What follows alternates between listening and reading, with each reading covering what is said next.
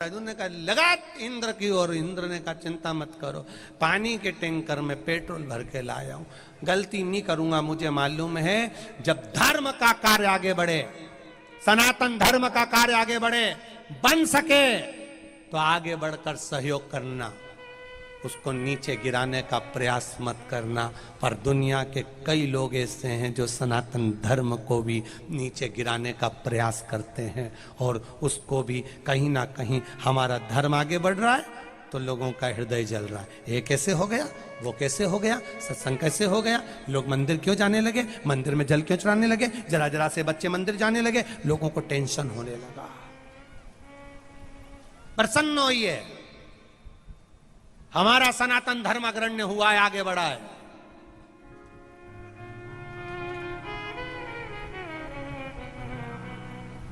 ये किसान बहन और भाइयों से ही तो सीखने का हमको मिलता है।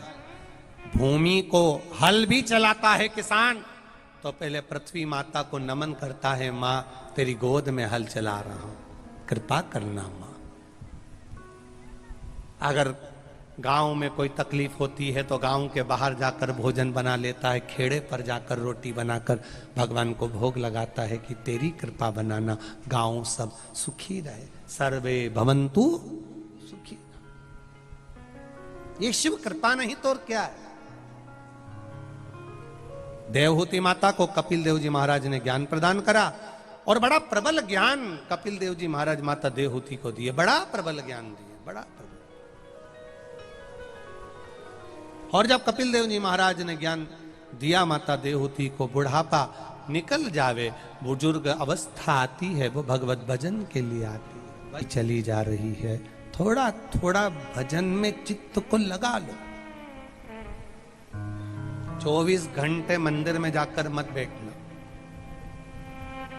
बैठने की जरूरत भी नहीं है। जितनी देर जाओ 5 मिनट के लिए भी तो बस तुम उसके बनकर जाओ और वो तुम्हारा बनकर जाओ। एक छोटा सा बच्चा देखा है तुम लोगों ने, छोटा सा बच्चा, माँ दूध पिलाएगी तो पी लेगा, पड़ा गोदी में। भगवान के पास जाओ ना, भोलेनाथ जी के पास, तो इतने छोटे बन के जाओ कि पड़े हैं। तू बुलाया तो आ गए, तू बुलाएगा तो आएंगे, तू खिलाएगा तो खाएंगे, तेरे भरोसे पर जी रहा है और तू साधेगा तो सधेगा। और आज झोली खाली है तो तुझसे कहेंगे और भर जाएगी तो तुझसे कहेंगे, ये तेरे सिवाय किसी से नहीं। मांगना सास से, मांगना ससुर से, पड़ोसन को कितनी भी चाय पिला दो वो तुमको कभी चेन और अंगूठी नहीं देगी, याद रखना। तो एक बार चाय पिलाने में अंगूठी दे देती हो तो ऐसी देपालपुर में कहीं की हो तो उसको सीहोर में भेज दो, ये तो कृपा हो जाए। हमारे यहां नहीं देते। पड़ोसन को कितनी भी चाय पिलाना, कितना भी उसको कॉफी पिलाना, कितना भी भोजन कराना, पड़ोसी कभी अपनी जायदाद का हिस्सा तुमको नहीं देगा।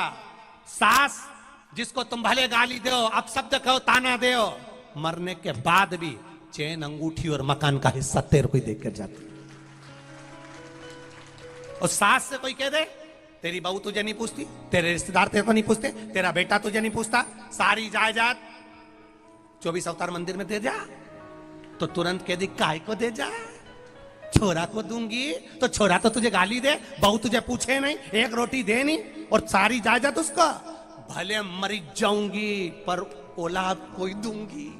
ये होती है सास और ससुर। कितने गाली दे लो, कितने अपशब्द कह लो, कितने ताना दे लो तो भी जायदाद तुम्हें देगी। और पड़ोसन को कितनी तुम मासी जी, काकी जी, चाची जी कितनी पूछ लो, अचार की पूछो, पापड़ की पूछो, कितनी पूछ लो, सास के तुम कुछ मत पूछो तो भी वो तुम्हें दे के जाएगी। और पड़ोसन के कितने लाड लड़ा लो, उसके बाद भी एक बार साड़ी दे के वापिस मंगलेगी। परसों दी थी मैंने पीली वाली, कथा में पहन के गई थी, वापिस दे। तो अपनों को छोड़कर हम दूसरी जगह क्यों जाए। जैसे अपने सास ससुर को पूछेंगे तो वो देंगे। उसी तरह अपने सनातन धर्म में 33 कोटि देवता हैं, उनको पूछो। दूसरों को कितना ही पूछ लेना, कहीं कुछ करने जाओगे, कहीं कैंडल जलाने जाओगे, कहीं कुछ करने जाओगे, कुछ नहीं देंगे। देगा तो ये महादेव ही देगा, इसके सिवा कोई नहीं देगा। जाए चले जा। दुनिया भर में दूर के ढोल सुहावने,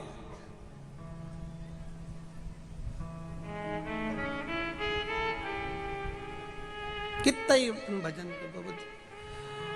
कराओ। एक बहू पास में रहती है और एक बहू दूर रहती है। पास वाली से बहुत झगड़ा होता है, दूर वाली से नहीं होता।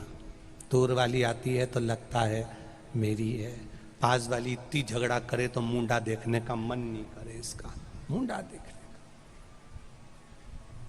अब क्या करे उसको। पर दुख की घड़ी में जब आएगा दुख का समय,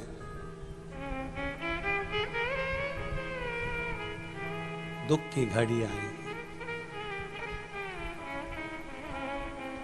तब दूर वाला नहीं आएगा, जो तुम्हारे पास में होगा वो वापिस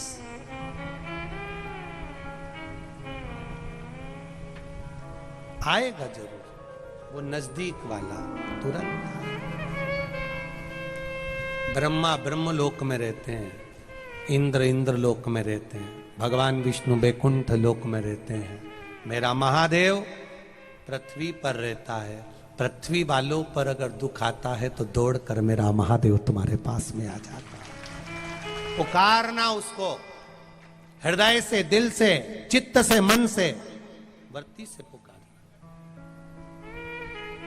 खाली ना जाता कोई दर से तुम्हारे, मैं भी खड़ा हूं नन्ही बाहें पसारे। एक छोटा सा पत्र है। मेरी बेटी निमिषा गोयल, धार से हूं, जिसको 20 मई को 2022 को डॉक्टर ने जवाब दे दिया था और वो प्राण छोड़ चुकी थी। पर बाबा की कृपा से, शिव की कृपा से मेरी बेटी वापिस जीवित हुई है। उसको मैं यहाँ प्रणाम करने के लिए लेकर आया। बेटी अभी व्हील चेयर पर है वो बच्ची, यही है। एक बार उसके माता पिता हैं, दोनों हाथ हिला दीजिए। हर हर महादेव। बाबा ने उसको बचा लिया।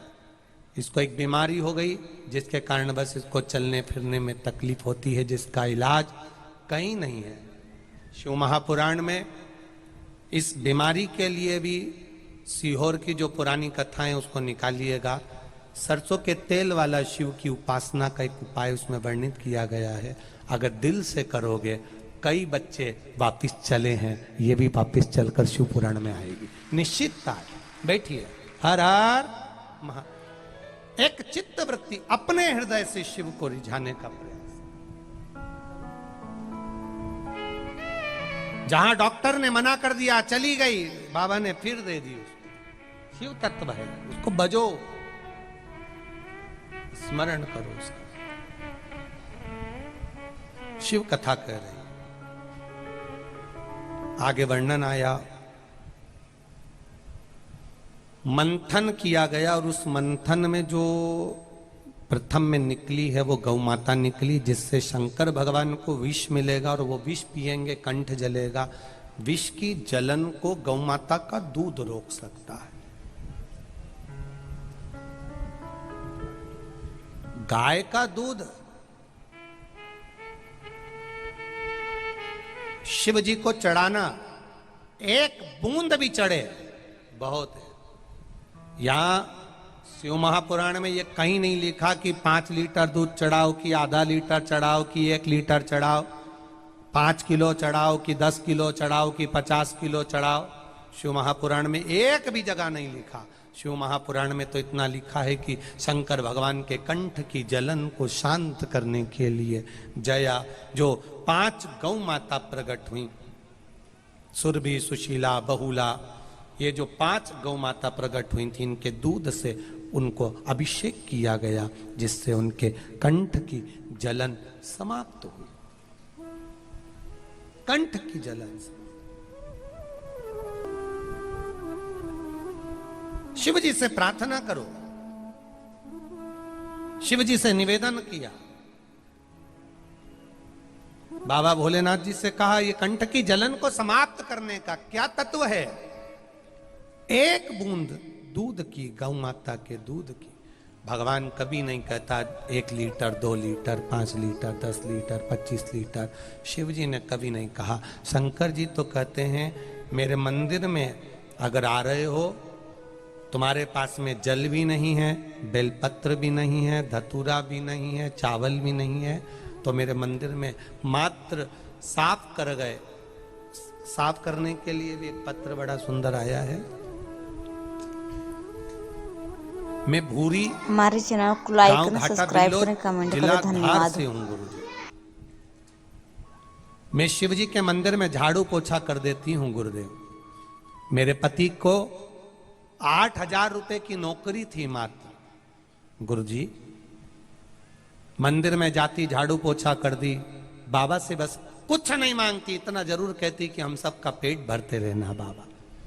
बाबा की कृपा, घाटा बिल्लोद के शिव मंदिर में जाकर झाड़ू पोछा का जो क्रम चालू करा गुरुदेव, उसका कृपा ऐसी हुई, पति की 8,000 की नौकरी थी और एक सोमवार से एक सोमवार तक मैंने केवल कार्य किया और बाबा ने मेरा हाथ पकड़कर पति को 18,000 रुपए की नौकरी प्रदान कर दी। मैं शिव जी को धन्यवाद देती हूँ। बाबा कहीं बैठी हैं भूरी जी?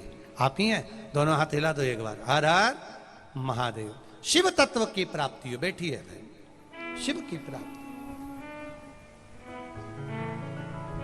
कई कई पत्रों में लोग लिखते हैं महाराज जी हम झाड़ू लगाएं, पोछा लगाएं, तो लोग हंसते हैं। हंसने दो, आग लगे बस्ती में, अपन रहो मस्ती में। जल का पात्र लेकर जाओ, शिव जी को जल चढ़ाओ, थोड़ा सा जल हाथ में झेलकर पात्र में वापिस डालकर ले आओ, घर पर आकर सबको दो, 2-2 बूंद दो, पर दो, पिलाओ।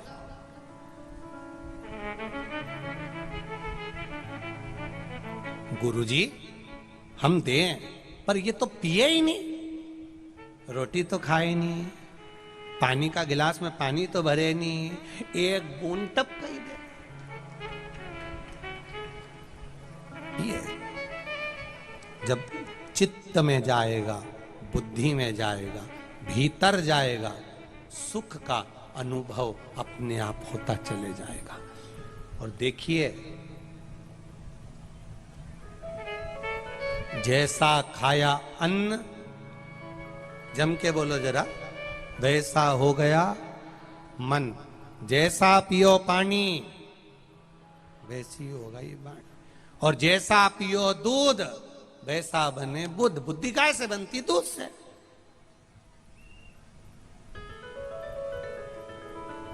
पहले गाय का दूध पीते थे तो गाय जैसे निर्मल रहते थे। आज के जमाने में भैंस का दूध पीते हो तो भैंस के आगे कितनी बीन बजाओ, ऐसे तुम्हारे आगे कितनी बजाओ।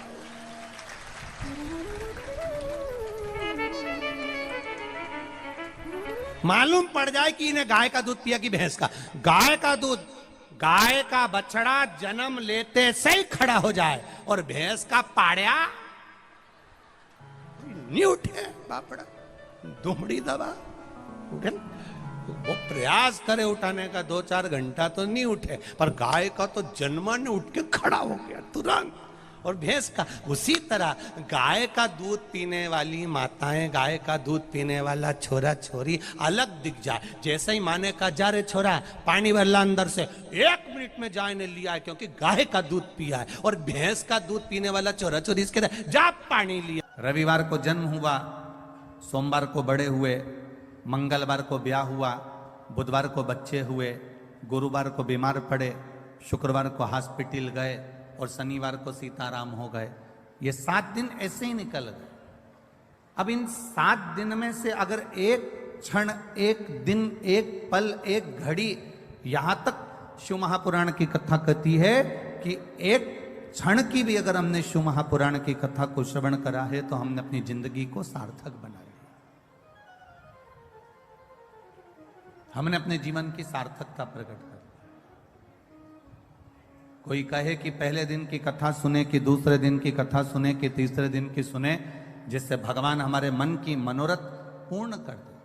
हम कहते जो दिन आपको मिल जाए, जो क्षण आपको मिल जाए, जो पल आपको मिल जाए, जो घड़ी आपको मिल जाए, आप उस बीच में भगवत भजन करें।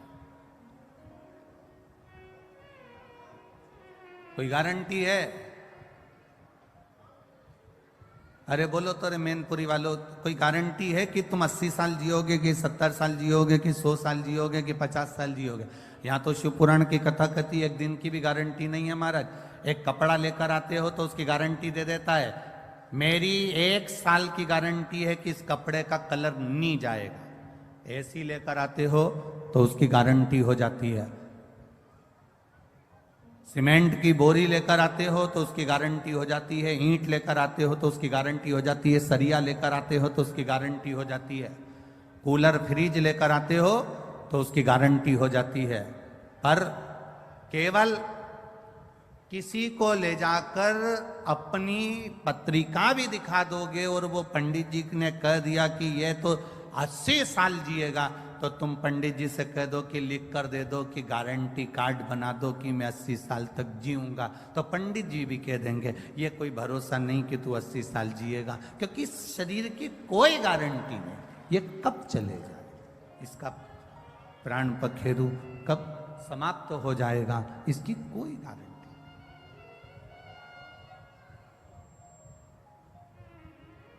कब प्राण छूट जाएंगे, कब चले जाएगा, इसकी किसको गारंटी।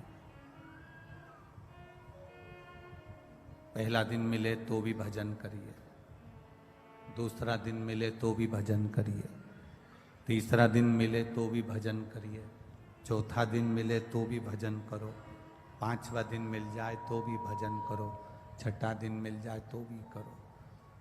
जो समय हमें मिल रहा है, जो पल हमें मिल रहा है, जो समय हमको प्राप्त हो रहा है, उसमें भगवान का भजन करिए।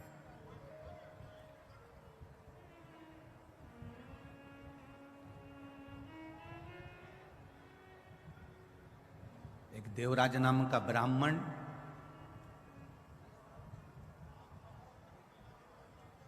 जिसने कभी शंकर भगवान के मंदिर का द्वार नहीं देखा, कभी नहीं गया,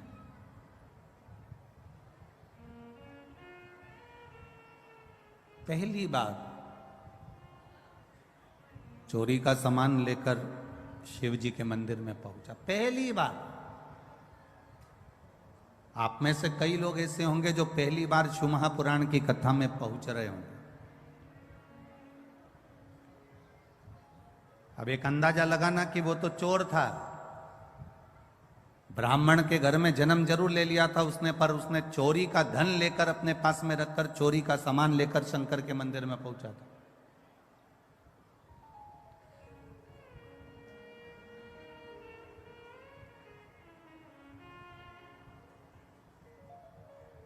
आप में से कई लोग ऐसे हैं, इसका चरित्र अधिक मास की कथा में स्कंद पुराण में भी आता है, विष्णु पुराण में भी आता है, वराह पुराण में भी आता है, वामन पुराण में भी आता है, कूर्म पुराण में भी आता है, मत्स्य पुराण में भी इसका वर्णन आता है।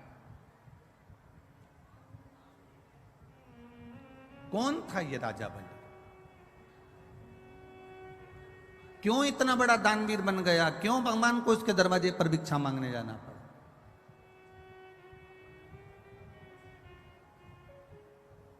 एक जुआरी था ये, बहुत बड़ा जुआरी, केवल जुआ खेलता था। इतना बड़ा दोस्तों के साथ बैठकर जो जुआ खेलना चालू करा, जुआ चलता रहा, हर बार हारता था, जुए में आज तक नहीं जीता। कभी उसने जुए में विजय प्राप्त करी ही नहीं, कभी जीत ही नहीं पाया। जितने लोग आस्था चैनल पर कथा सुन रहे हैं, जितने फेसबुक यूट्यूब पर कथा सुन रहे हैं और जितने इस मैनपुरी के पावन प्रांगण्य में वनखंडेश्वर मंदिर के इस पावन प्रांगण्य में कथा सुन रहे हैं, बड़े सावधानी से सुनिएगा। कभी नहीं जीता, जुआरी था। अब जुए में लिप्त रहा करता था, जुआ खेला करता था, जुए में लगा रहता था। एक दिन एक शंकर भगवान के कोई उपासक, शिव के कोई भक्त बैठे थे और भगवान शंकर की आराधना में डूबे हुए थे। जुआरी ने विचार करा कि मैं करूं तो करूं क्या, कि मेरी जीत कैसे हो जाए, मैं जीतूं कैसे, ऐसा कोई कार्य करा जाए जिससे मेरी जीत हो जाए और सब कुछ मेरा हो जाए। परंतु ये आज तक जिंदगी में कभी जीता ही नहीं था।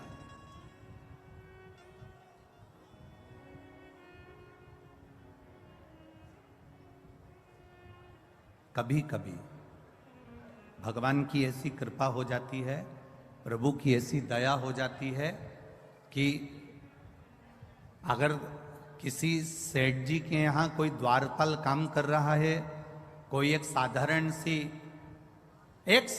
सी किसी मंत्री के यहाँ, किसी कलंत्री के यहाँ, किसी संतरी के यहाँ, बहुत बड़े ऑफिसर के यहाँ अगर कोई एक व्यक्ति साधारण सा बेचारा चौकीदारी करता है, कोई काम करता है, कोई साधारण कार्य में लगा रहता है, कभी शिव की उपासना, कभी जीवन में उसकी धर्म पत्नी ने अगर भगवान शंकर की भक्ति करी होती है, शंकर की आराधना करी होती है, शिव तत्व को जाना होता है, तो कभी कभी ऐसी कृपा हो जाती है किसी किसी के यहाँ चौकीदारी करने वाला एक साधारण सा व्यक्ति भी कब राज सिंहासन पर जाकर बैठ जाता है, लोगों को मालूम ही नहीं पड़ पाता है।